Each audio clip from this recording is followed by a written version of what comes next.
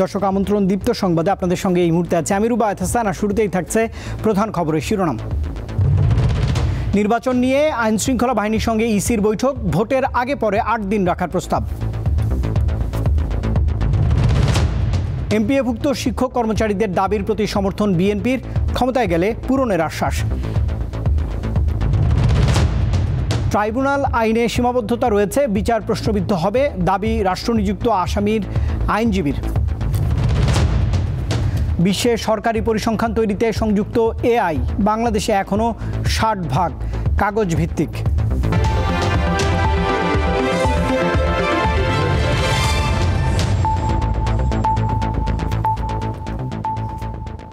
এবারে পুরো আয়োজন। ভোটের আগে ও পরে সুষ্ঠু পরিবেশ বজায় রাখতে ৮ দিন আইনশৃঙ্খলা রক্ষাকারী বাহিনীর সদস্যদের মোতায়েন রাখার চিন্তা করছে নির্বাচন কমিশন। সোমবার আইনশৃঙ্খলা রক্ষা বাহিনীর প্রতিনিধিদের সঙ্গে বৈঠকে এমন প্রস্তাব আসার পর তা বিবেচনা করছে নির্বাচন কমিশন। ইসি সচিব জানিয়েছেন, এআই এর অপব্যবহার রোধে বিশেষ পরিকল্পনা গ্রহণ করবে ইসি। ত্রয়োদশ জাতীয় সংসদ নির্বাচন অবাধ, সুষ্ঠু ও অংশগ্রহণমূলকভাবে আয়োজন করার লক্ষ্যে সোমবার সকালে রাজধানীর আগারগাঁওয়ের নির্বাচন ভবনে আইনশৃঙ্খলা বাহিনীর প্রতিনিধিদের সাথে সংলাপ করে নির্বাচন কমিশন। স্বরাষ্ট্র মন্ত্রণালয়ে সিনিয়র সচিব, 3 বাহিনীর প্রধানের প্রতিনিধি, আইজিপি, বিজিবির ডিজি, আনসার ও ভিডিপির ডিজি, এনটিএমসির ডিজি, এনএসআই ও ডিজিএফআই এর ডিজি সহ আইনশৃঙ্খলা বাহিনীর 18 জন সদস্য বৈঠকে অংশ নেন। পরে ইসি সচিব সাংবাদিকদের জানান, বৈঠকে ভোটের আগে ও পরে অন্তত ৮ দিন আইনশৃঙ্খলা বাহিনীর সদস্য রাখার প্রস্তাব এসেছে। নির্বাচনী প্রচারণায় ড্রোন ব্যবহার করা যাবে না, কিন্তু আমাদের আইনশৃঙ্খলা বাহিনী তার প্রয়োজনে ড্রোন ব্যবহার করবেন। প্রস্তাব এসছে এটা যেন ৮ দিন করা হয়। নির্বাচনের আগে 3 দিন, নির্বাচনের দিন এবং নির্বাচন পরবর্তীতে 4 দিন। 1.5 লক্ষ পুলিশ কর্মী এই ইলেকশনে কাজ করবেন। আনসার ভিডিপির সংখ্যাটা আরো একটু বেশি, প্রায় ক্লোজ টু 5.5 থেকে 6 লক্ষ। তিনি জানান, নির্বাচনের সেনাবাহিনী বর্তমানে যেভাবে মোতায়েন রয়েছে সেভাবেই, অর্থাৎ ইন এইড টু সিভিল পাওয়ারেই থাকবে। তবে নিরাপত্তা পরিকল্পনার অনেক কিছুই বাজেটের উপর নির্ভর করবে। সেনাবাহিনী মাঠ পর্যায়ে তারা কাজ করছেন, ডিপ্লয়মেন্ট আছে ইন এইড টু সিভিল পাওয়ার। তাদের অবস্থানটা কি হবে সেটা আমরা বলেছি যে আমরা নীতিগতভাবে তারা যে অবস্থানে যে যার অবস্থানে আছেন, এইটা যেটা আমরা এমফাসাইজ করেছি যে ইন্টেলিজেন্স শেয়ারিং, যে প্রত্যেকটা অর্গানাইজেশনে তাদের কিছু নিজস্ব ইন্টেলিজেন্স তারা কালেক্ট করে, কিন্তু ইন্টেলিজেন্স শেয়ারিংটা হবে। আরপিওর সাথে সাংঘর্ষিক যেন না হয় সেই জিনিসটা আমরা লক্ষ্য করব। কেউ এখনো পর্যন্ত বাজেটের কথা বলেননি কত টাকা, কিন্তু সবাই বলেছেন বাজেট একটা ফ্যাক্টর। অবশ্যই নির্বাচন করার মতন পরিবেশ আছে এবং সেটাই আরো সংহত করার জন্যই আজকের আলোচনা এবং এটা চলমান থাকবে। ইসি সচিব জানান, নির্বাচনে এআই এর অপব্যবহার রোধে কঠোর ব্যবস্থা গ্রহণ করা হবে। এছাড়া নিরাপত্তা নিশ্চিতে পুলিশ বডি অন ক্যামেরা ব্যবহার করবে। এআই এর অপব্যবহারের ক্ষেত্রে এনটিএমসি। স্বস্তিকা সিংহ, দীপ্ত সংবাদ, ঢাকা। জাতীয় সংসদ নির্বাচনে আইনশৃঙ্খলা রক্ষা নিয়ে সংশয়ের কথা জানিয়েছেন স্বরাষ্ট্র উপদেষ্টা জাহাঙ্গীর আলম চৌধুরী। সোমবার সচিবালয়ে কোর কমিটির বৈঠক শেষে সাংবাদিকদের প্রশ্নের জবাবে তিনি আরও জানিয়েছেন, নির্বাচন ভালোভাবে করার জন্য যেসব জায়গায় কাজ করা দরকার সরকার ওই সব জায়গায় প্রশিক্ষণ দিচ্ছে। বিগত 3টি নির্বাচনে দায়িত্ব পালনকারীদের এবার আসন্ন জাতীয় সংসদ নির্বাচনে যথাসম্ভব দায়িত্ব প্রদান করা থেকে বিরত রাখা হবে। গত কয়েকদিনে আগুন লাগার ঘটনা নাশকতা কিনা তা তদন্তের পর জানা যাবে বলেও জানিয়েছেন স্বরাষ্ট্র উপদেষ্টা। শোনেন, এই যে ট্রেনিং সিস্টেমটা, এটা তো এর আগে কোনো ইলেকশনে তো আমার মনে হয় কোনো প্রশিক্ষণ ছিল না। এবারে সংশয় আছে দেখি তো আমরা এবার প্রশিক্ষণ ব্যবস্থা করতেছি। তারপরে আমরা বলতেছি যে ধরেন যে এর আগে আমরা বলছি যারা যে অনেকগুলি নির্বাচন, গত 3টা নির্বাচন যেটা এই অবৈধ নির্বাচন, ওইগুলিতে যারা পার্টিসিপেট করছে তাদের আমরা যতটা সম্ভব তাকে দূরে রাখার চেষ্টা করব। পিআর পদ্ধতিতে নির্বাচন সহ 5 দফা দাবিতে রাজধানীতে বিক্ষোভ মিছিল ও সমাবেশ করেছে জামায়াত ইসলামী সহ সমমনা 8টি রাজনৈতিক দল। সোমবারের সমাবেশে তারা জুলাই জাতীয় সনদ বাস্তবায়ন আদেশ জারি ও নভেম্বরে গণভোটের দাবি জানিয়েছে।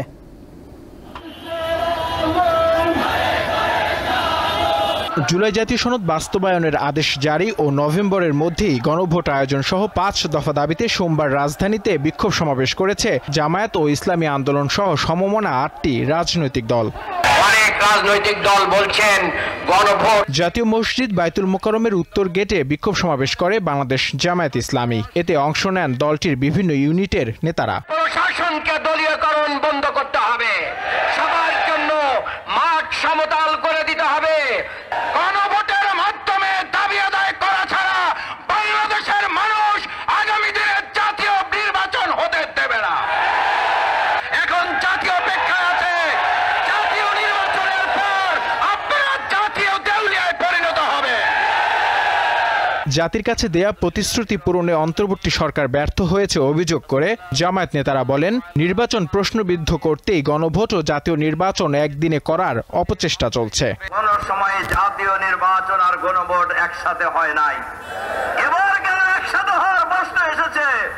এর প্রধান কারণই হলো নির্বাচনকে প্রশ্নবিদ্ধ করা। একই দাবিতে বাইতুল মোকাররম জাতীয় মসজিদে উত্তর গেটে সমাবেশ করে ইসলামী আন্দোলন বাংলাদেশ। এতে নেতারা বলেন, পুরনো বন্দোবস্তের নির্বাচন দেশকে আগের পরিস্থিতিতে নিয়ে যাওয়ার চেষ্টা করা হলে জনতা তা প্রতিহত করবে। ব্যক্তি বা কোনো দল বা কোনো রাষ্ট্রের ইশারায় বর্তমান সরকার চলছে। স্পষ্ট বলা হয়েছে জুলাই সনদের আইনি ভিত্তিক ঘোষণা আসতে হবে। সমাবেশ শেষে বিক্ষোভ মিছিল বের করে আন্দোলনকারী রাজনৈতিক দলগুলো। নূর আলম, দীপ্ত সংবাদ, ঢাকা। বিভাজন অনৈক্যের রাজনীতি নয়, সবাইকে নিয়ে বিএনপি নতুন বাংলাদেশ গড়তে চায় বলে জানিয়েছেন দলটির মহাসচিব মির্জা ফখরুল ইসলাম আলমগীর। সোমবার রাজধানীর গুলশানে দীপাবলি উপলক্ষে হিন্দু ধর্মমতের অনুসারীদের সঙ্গে মতবিনিময় শেষে তিনি এসব কথাই বলেছেন। বিএনপি মহাসচিব জানান, কিছু মানুষ চেষ্টা করছে ৭১ ও ২৪-এর ঐক্যে ভাঙন ধরাতে, কিন্তু বিএনপি প্রতিশোধ প্রতিহিংসা চায় না। তিনি বলেন, বাইরের কিছু দেশ ও মিডিয়া বাংলাদেশকে নিয়ে সাম্প্রদায়িক নানা মিথ্যা প্রচারণা চালিয়ে যাচ্ছে। এই ধারণা ভেঙে দিতে চায় বিএনপি। আইনশৃঙ্খলা বাহিনীর উদ্দেশ্যে বিএনপি মহাসচিব বলেছেন, তারা যেন সংখ্যালঘু সম্প্রদায়ের কোনো হয়রানি বা সমস্যার কারণ না হয়।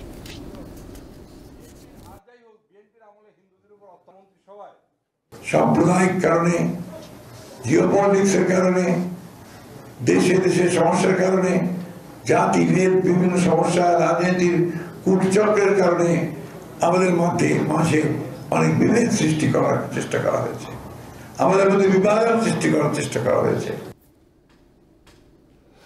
৩ দফা দাবিতে আন্দোলনরত এমপিওভুক্ত শিক্ষক কর্মচারীদের সঙ্গে একাত্মতা প্রকাশ করেছে বিএনপি। সোমবার কেন্দ্রীয় শহীদ মিনারে শিক্ষক কর্মচারীদের সমাবেশে বিএনপি নেতারা বলেছেন, শিক্ষকদের দাবি ন্যায্য। বিএনপি ক্ষমতায় গেলে এমপিওভুক্ত শিক্ষা প্রতিষ্ঠান জাতীয়করণের বিষয়টি বিবেচনা করবে।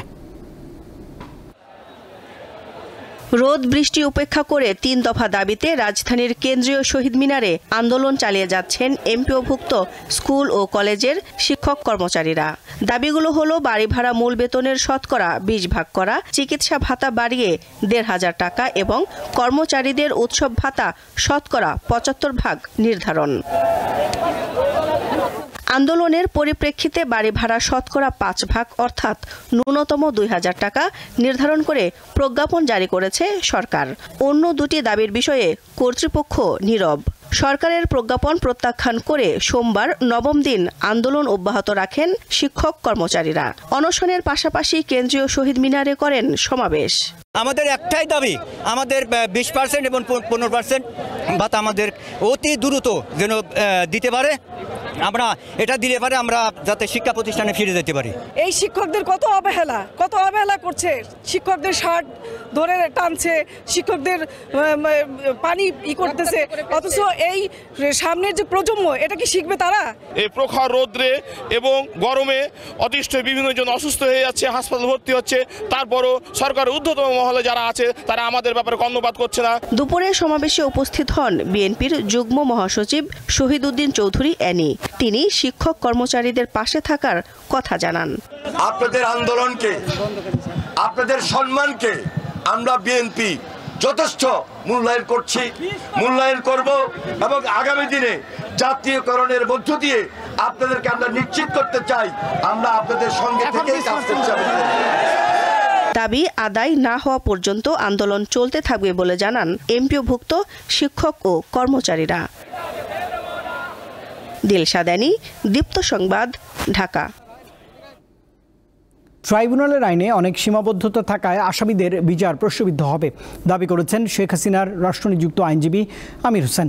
জুলাই আন্দোলনের মানবতাবিরোধী অপরাধে শেখ হাসিনা সহ 3 আসামির বিরুদ্ধে করা মামলায় প্রসিকিউশনের যুক্তি খণ্ডনকালে একথাই বলেছেন এই আইনজীবী। শেখ হাসিনাকে নির্দোষ দাবি করে তাঁর খালাস চান আমির হোসেন। নূর পুলিশের গুলি পিঠে লেগে বুক দিয়ে বেরিয়ে যায়। জুলাইয়ের মানবতা বিরোধী অপরাধের বিভিন্ন অভিযোগ তুলে ধরে প্রসিকিউশনের টানা 5 দিনের যুক্তিতর্ক উপস্থাপন শেষ হয় গত বৃহস্পতিবার। অপরাধের মাত্রা বিবেচনায় শেখ হাসিনা ও সাবেক স্বরাষ্ট্রমন্ত্রী কামালের সর্বোচ্চ শাস্তি মৃত্যুদণ্ডের আবেদন করেন তারা। সেই সরকার তাদের নিজস্ব লোকদেরকে দিয়ে রাষ্ট্রপক্ষের টানা 5 দিনের যুক্তিতর্ক শেষে সোমবার যুক্তি খণ্ডন করেন আসামি পক্ষের আইনজীবী স্টেট ডিফেন্স আমির হোসেন। ট্রাইব্যুনালের আইনি সীমাবদ্ধতার কথা তুলে ধরে তিনি বলেন, এই আইনে আসামিদের বিচার প্রশ্নবিদ্ধ হবে। এইরকম একটি আইনে যখন কোনো আসামির বিচার হয় সেই বিচারটা প্রশ্নবিদ্ধ থেকে যায়। একটি বিচারের অর্থ হলো এই যে তাকে সর্বপ্রকারের সুযোগ সুবিধা তাকে দিতে হবে। সেই সব সুযোগ সুবিধা থেকে এই আইনের কারণে বাধাগ্রস্ত হয়। সাবেক প্রধানমন্ত্রী শেখ হাসিনাকে নিরপরাধ দাবি করে তার খালাস চান তিনি। আমি মনে করি সাবেক প্রধানমন্ত্রী শেখ হাসিনা একজন নিরপরাধ ব্যক্তি এবং তার বিরুদ্ধে যে সমস্ত চার্জ আনিত হয়েছে সেই চার্জগুলি সঠিক নয় এবং সাক্ষ্য প্রমাণেও তা প্রমাণ করতে সক্ষম হন নাই। যেহেতু সাক্ষ্য প্রমাণে সক্ষম হনের আমার অভিমত, অতএব এই সাবেক প্রধানমন্ত্রী শেখ হাসিনা এবং আসাদুজ্জামান খান কামাল ওনারা খালাস পাবেন। প্রসিকিউশন জানায় সংবিধান সংশোধন করে এই আইন তৈরি করা হয়েছে, সেজন্য এই আইনকে চ্যালেঞ্জ করার কোনো সুযোগ নেই। এই সংবিধানের অধীনে আইনটা তৈরি করা হয়েছে এবং এই আইনে গ্যারান্টি ক্লজ যুক্ত করা হয়েছে সংবিধানে যে আইনকে চ্যালেঞ্জ করা যাবে না এবং এই আইনের অধীনে যারা অভিযুক্ত তারা উচ্চ আদালত অর্থাৎ হাইকোর্টের রিট পিটিশন দায়েরের ক্ষমতা রাখবে না। এদিন জুলাই আন্দোলনে সাভারের আশুলিয়ায় 6 জনের মরদেহ পোড়ানো সহ 7 জনকে হত্যার মামলায় 12তম দিনের সাক্ষ্য গ্রহণ অনুষ্ঠিত হয়। মাহিদুর রহমান, দীপ্ত সংবাদ, ঢাকা। জুলাই গণঅভ্যুত্থানের সময় হত্যার অভিযোগে দায়ের করা মামলার বিচার হবে দ্রুত বিচার ট্রাইব্যুনালে। এছাড়া হত্যাসহ গুরুতর অপরাধের অভিযোগে দায়ের করা মামলার প্রসিকিউশনের কার্যক্রম সুষ্ঠু ও গতিশীল করার লক্ষ্যে কাজ করবে বিশেষ একটি কমিটি। সোমবার আইন, বিচার ও সংসদ বিষয়ক মন্ত্রণালয়ের সংবাদ বিজ্ঞপ্তিতে এমন তথ্য জানানো হয়েছে। এতে বলা হয়, জুলাই গণঅভ্যুত্থানকালে দেশব্যাপী ছাত্র জনতার বিরুদ্ধে আওয়ামী ফ্যাসিস্ট সরকারের নির্দেশে হত্যার অভিযোগে মোট 837টি মামলা রেকর্ড হয়েছে। এর মধ্যে 45টি মামলার বিচার কাজ আন্তর্জাতিক অপরাধ ট্রাইব্যুনালে চলছে। এছাড়া দেশের বিভিন্ন ফৌজদারি আদালতে পুলিশ এরই মধ্যে 19টি হত্যা মামলার চার্জশিট দাখিল করেছে। এসব হত্যা মামলা দ্রুত বিচার ট্রাইব্যুনাল আইন 2000 এর 10 ধারার বিধান অনুযায়ী বিচারের জন্য দ্রুত বিচার ট্রাইব্যুনালে পাঠানোর সিদ্ধান্ত নেওয়া হয়েছে। আওয়ামী লীগের উপর থেকে নিষেধাজ্ঞা তুলে নিতে প্রধান উপদেষ্টা ডক্টর মোহাম্মদ ইউনূসকে চিঠি দিয়েছে 6টি আন্তর্জাতিক মানবাধিকার সংস্থা। একই সঙ্গে বাংলাদেশে আইনশৃঙ্খলা পরিস্থিতি স্বাভাবিক এবং মানবাধিকার রক্ষায় কার্যকর পদক্ষেপ নেওয়ার আহ্বান জানিয়েছে সংগঠনগুলো। এই 6টি আন্তর্জাতিক সংস্থা হলো হিউম্যান রাইটস ওয়াচ, সিভিকাস, Committee to Protect Journalist, Fortify Rights, Robert F Kennedy Human Rights এবং টেক গ্লোবাল ইনস্টিটিউট। সরকারের জন্য সংস্থাগুলো 12টি বিষয়ে নজর দিতে বলেছে। তার মধ্যে রয়েছে সেনা, পুলিশ ও প্রশাসনের জবাবদিহিতা ও বিচারের নিশ্চয়তা নিশ্চিত করা। একই সঙ্গে চিঠিতে আগের সরকারের সময় সংঘটিত গুরুতর মানবাধিকার লঙ্ঘনের ঘটনাগুলোর বিচারের উদ্যোগ নিতে বলা হয়েছে। পাশাপাশি নির্বিচারে গ্রেপ্তার এবং আটক অবিলম্বে বন্ধ করার কথা বলেছে এই সংগঠনগুলো। বিশ্বজুড়ে কৃত্রিম বুদ্ধিমত্তা এআই সরকারি পরিসংখ্যান তৈরির ধরন পাল্টে দিচ্ছে। তবে বাংলাদেশ পরিসংখ্যান ব্যুরো প্রায় 60% তথ্য পুরনো কাগজভিত্তিক পদ্ধতিতেই সংগ্রহ করছে। এ অবস্থায় স্বচ্ছতা ও আন্তর্জাতিক মানদণ্ড বজায় রেখে তথ্য পরিসংখ্যান প্রকাশ করার তাগিদ দিয়েছেন পরিকল্পনা উপদেষ্টা। সোমবার পরিসংখ্যান দিবসের আলোচনা সভায় এসব কথাই বলা হয়েছে। সবার জন্য মানসম্পন্ন পরিসংখ্যান এই প্রতিপাদ্যে সোমবার পালিত হল বিশ্ব পরিসংখ্যান দিবস। এ উপলক্ষে রাজধানীর বাংলাদেশ চীনমৈত্রী সম্মেলন কেন্দ্রে আলোচনা সভার আয়োজন করে বাংলাদেশ পরিসংখ্যান ব্যুরো ও পরিকল্পনা কমিশন।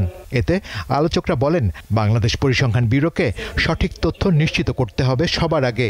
পরিসংখ্যান ব্যবস্থার আধুনিকায়নের উপর জোর দেন তারা।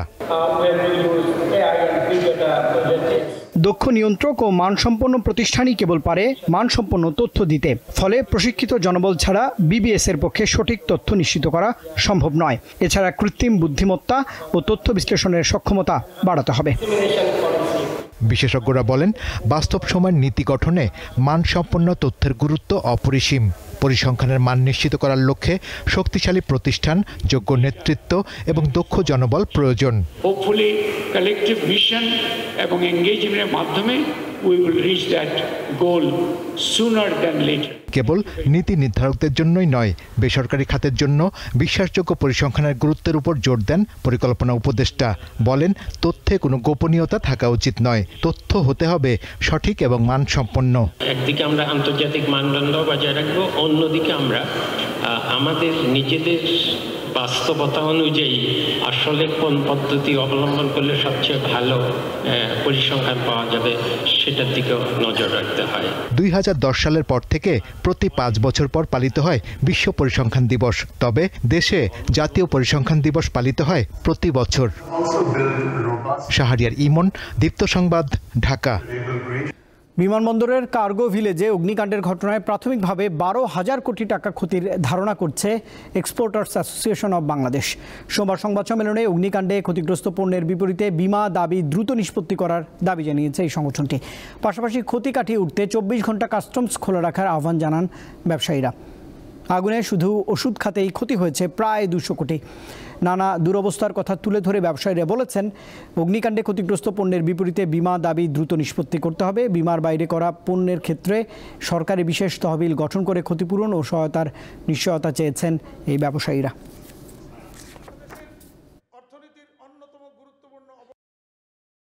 প্রাথমিকভাবে আমাদের ধারণা সব মিলিয়ে ডাইরেক্ট এবং ইনডাইরেক্ট মিলে প্রায় $1 বিলিয়ন বা 12,000 কোটি টাকার ক্ষতি ইতিমধ্যেই আমরা মুখোমুখি হয়েছে বলে আমরা মনে করছি। আগুনে কার্গো ভিলেজের শীতাতপ নিয়ন্ত্রিত অংশ পুড়ে যাওয়ায় ওষুধ শিল্পে কাঁচামালের গুদাম ব্যবস্থাপনায় বড় ধরনের সংকট দেখা দিতে পারে। এই ঘটনার পূর্ণাঙ্গ তদন্ত ও ক্ষয়ক্ষতির নিরূপণ শেষে অগ্নিকাণ্ডে ক্ষতিগ্রস্ত পণ্যের বিপরীতে করা বিমার দাবি অতি দ্রুততার সাথে নিষ্পত্তির প্রয়োজনীয় নির্দেশনা আমরা কামনা করছি সরকারের কাছ থেকে। যান্ত্রিক ত্রুটির কারণে দিনাজপুরের বড়পুকুরিয়া কয়লাভিত্তিক তাপবিদ্যুৎ কেন্দ্রের সকল ইউনিটের উৎপাদন বন্ধ হয়ে গেছে। বর্তমানে কেন্দ্রটি থেকে কোনো বিদ্যুৎ উৎপাদন হচ্ছে না। এতে দেশের উত্তরাঞ্চলে লোডশেডিংয়ের আশঙ্কা দেখা দিয়েছে। সোমবার সন্ধ্যায় বিষয়টি নিশ্চিত করেন বড়পুকুরিয়া তাপবিদ্যুৎ কেন্দ্রের প্রধান প্রকৌশলী আবু বকর সিদ্দিক। তিনি জানিয়েছেন, গত 16 অক্টোবর থেকে কেন্দ্রটির 3য় ইউনিট বন্ধ রয়েছে। এর মধ্যে গতরাতে যান্ত্রিক ত্রুটির কারণে হঠাৎই 1 নম্বর ইউনিটের বয়লারের টিউব ফেটে ওই ইউনিটটিও বন্ধ হয়ে যায়। এছাড়া 2020 সাল থেকেই 2 নম্বর ইউনিটটি বন্ধ রয়েছে। হংকং আন্তর্জাতিক বিমানবন্দরে একটি কার্গো উড়োজাহাজ রানওয়ে থেকে ছিটকে সাগরে পড়েছে। এতে অন্তত 2 জন নিহত হয়েছে।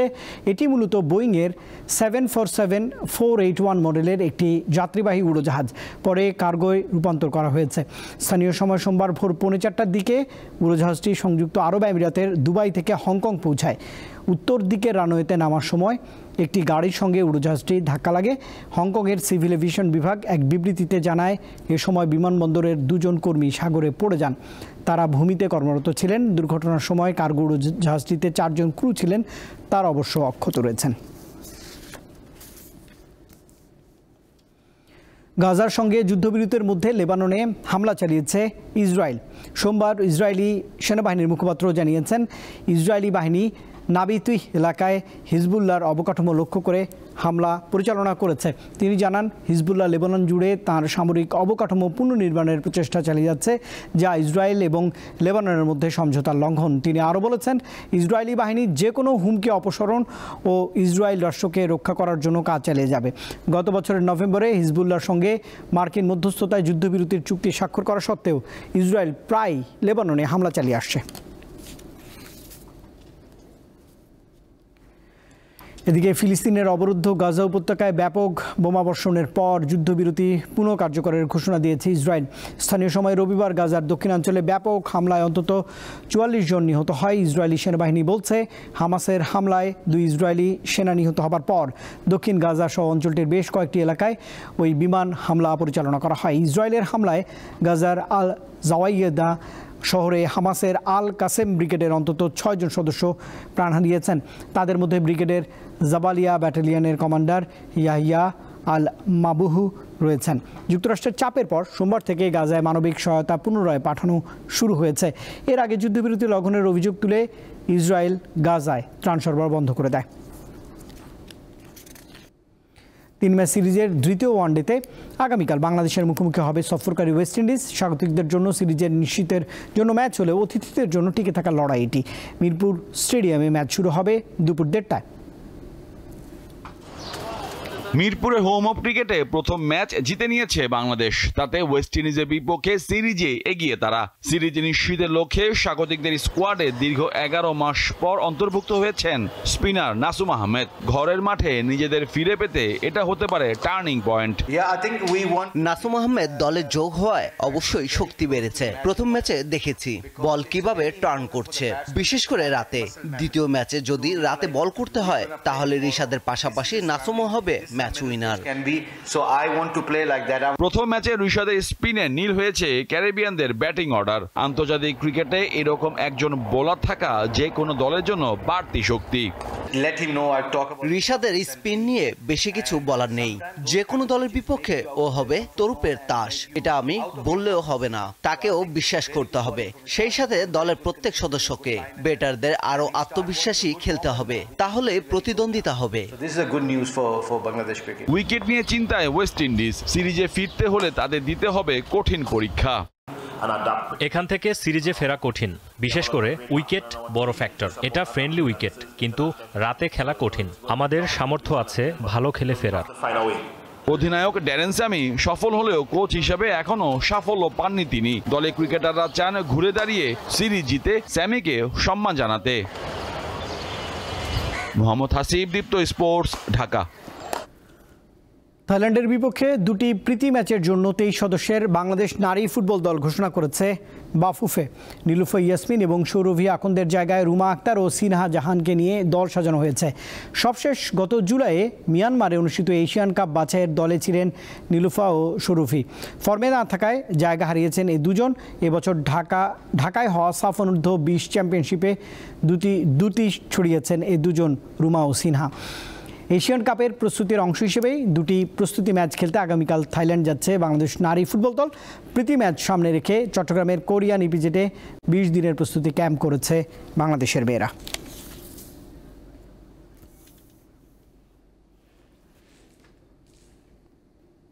দর্শক, এই খবরের সঙ্গে শেষ করছি রাতের দীপ্ত সংবাদ। শেষ করার আগে প্রধান খবরের শিরোনাম জানাবো আরেকবার।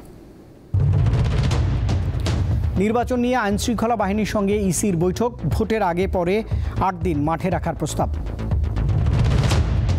এমপিওভুক্ত শিক্ষক কর্মচারীদের দাবির প্রতি সমর্থন বিএনপির, ক্ষমতায় গেলে পূরণের আশ্বাস। ট্রাইব্যুনাল আইনে সীমাবদ্ধতা রয়েছে, বিচার প্রশ্নবিদ্ধ হবে, দাবি রাষ্ট্রনিযুক্ত আসামির আইনজীবীর। বিশ্বে সরকারি পরিসংখ্যান তৈরিতে সংযুক্ত এআই, বাংলাদেশে এখনও 60% কাগজ ভিত্তিক। আর দর্শক, এই ছিল এখনকার মতো। এতক্ষণ সঙ্গে থাকবার জন্য ধন্যবাদ সবাইকে। আরও তথ্য ও বিনোদনের জন্য যুক্ত থাকতে পারেন দীপ্ত টেলিভিশন ডিজিটাল প্ল্যাটফর্মগুলোতে। শুভরাত্রি।